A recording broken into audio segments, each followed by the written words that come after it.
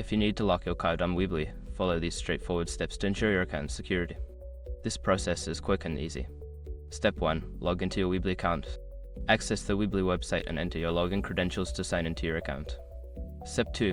Navigate to account settings. Once logged in, locate the account settings option, usually found in the upper right corner of the dashboard. Click on it to proceed.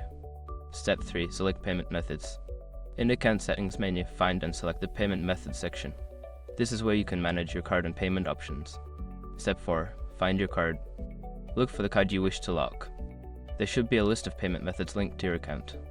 Identify the specific card that needs to be locked. Step 5. Lock the card. Before starting recovery, use the ace.com link in the description to open the account recovery checklist generator and make sure your verification details are ready. Following these steps will help you secure your card on Weebly. Always remember to monitor your account for any unauthorized activity.